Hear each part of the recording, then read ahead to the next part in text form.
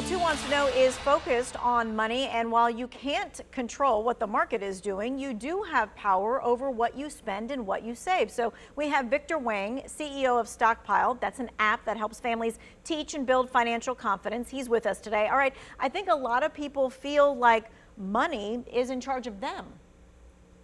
Absolutely, absolutely. But I think one of the things that people should always think about is that they always have control of their futures, right? And you brought up investing. The precursor to investing are responsible spending and savings, so they can be prepared to take advantage of opportunities. Obviously, you saw huge swings in the stock market. If you're been smart with your money, that's potentially an opportunity for a lot of investors. Okay, but for most people, it makes us a little nervous. And part of, you say, the reason why we're nervous is because we just need a little bit more financial literacy. And April happens to be Financial Literacy Month. And so let's talk about some common misconceptions people have about financial literacy, and then how do we combat those? Yeah, I think first thing is that we wished every month was Financial Literacy Month. But I think one of the things that we want people to know is that financial literacy alone is not going to solve everything. I think a lot of times we know things. I mean, we have the entirety of financial information in our phone, but it really comes down to how do we act? How do we build good habits? How do we make responsible choices?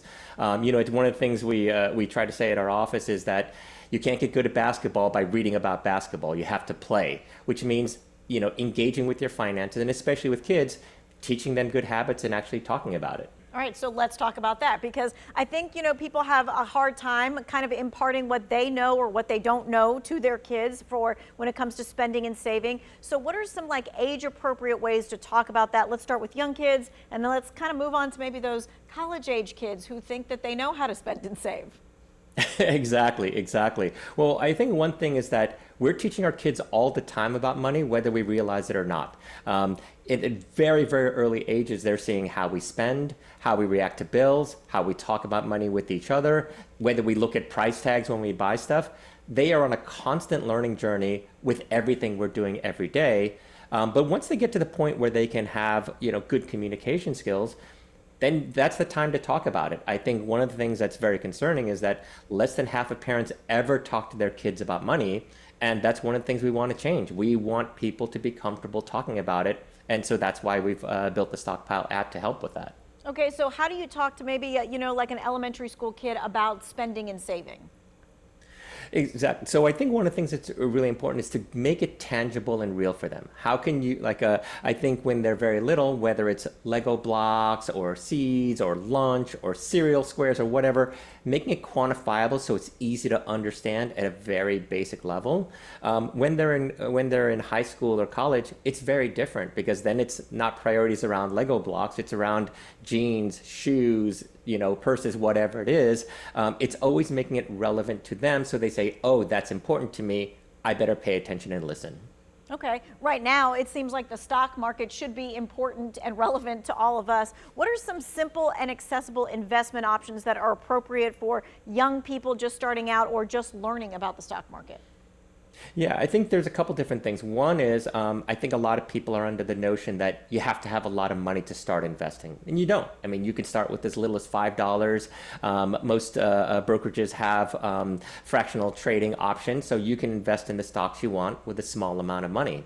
I think the other thing is that people think you have to be a financial whiz to start. I have to know everything before I can get started. But that's simply not true. I think people starting investing are on a learning process with everything. They're going to start small and work their way up and build the right experience to say they can make confident decisions. And I think you saw today with the wild swings in the stock market is being resilient, being patient, not overreacting to changes and making decisions that ultimately serve against them.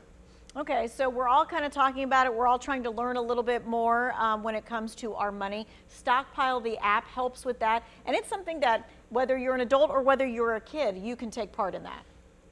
Absolutely, absolutely. I think that's one thing that's really helpful to know is that over a third of our parents said that they learned about investing because they got their kid onto the app. So learning is really both ways. I think the key thing for us is trying to create opportunities where kids and parents talk together. I think a lot of our research has shown that kids want to talk to their parents about money. We surveyed them 2 years ago when we said, where do you want to learn about finances from? Number one answer was their own parents. which kind of surprised us. It was higher than social media, higher than their friends, and higher than school. The problem is that most parents are not comfortable talking about money. So how do we bridge that gap? How do we create opportunities for learning?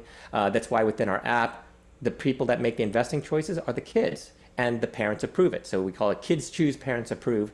That's the way you get your kids involved in actually making the decisions and seeing the outcomes, both positive and negative, by making these choices. Yeah, and then everybody kind of gets to make some of the things on their own phone. Then they get to talk about it, and that helps kind of bring the talk back to the kitchen table for maybe other things as well.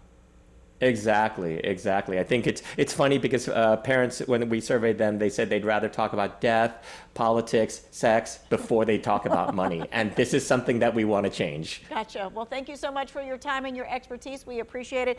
If you want to see this interview again, maybe you want to send it to a friend or a family member, it's going to be in the Who Wants to Know section of our website.